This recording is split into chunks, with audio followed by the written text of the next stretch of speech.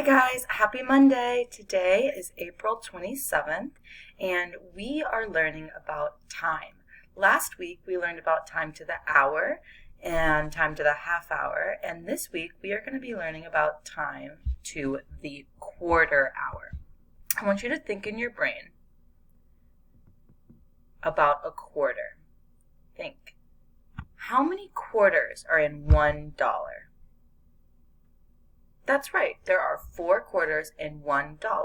And you remember, if we partition something into quarters, then that means that there are 4 equal shares. So now I'm going to look at this website that you guys all should have played on yesterday.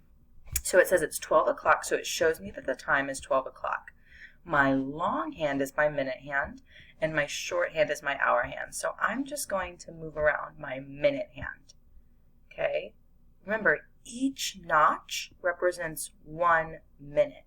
So each time we get to one of these big hours like this, we're counting by 5. So let's count by 5s together.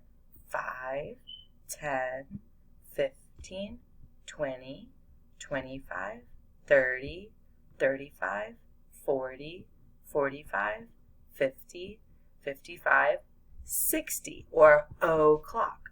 So today we're going to be practicing with 12:15. You see how this is 1/4 of the clock. 12:30. See how it says it right here. 12:45. And finally, 1 o'clock.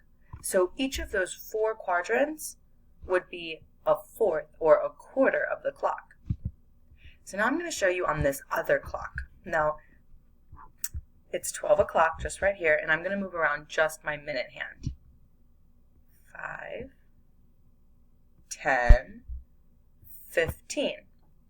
Remember, if my hour hand is between 2 numbers, I'm going to go with the smaller number. The only exception is this one, between the 12 and the 1. We're still in the 12th hour.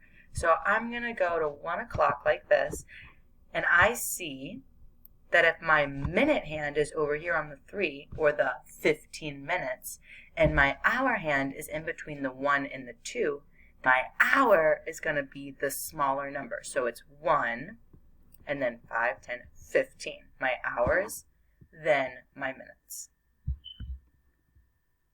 Have fun!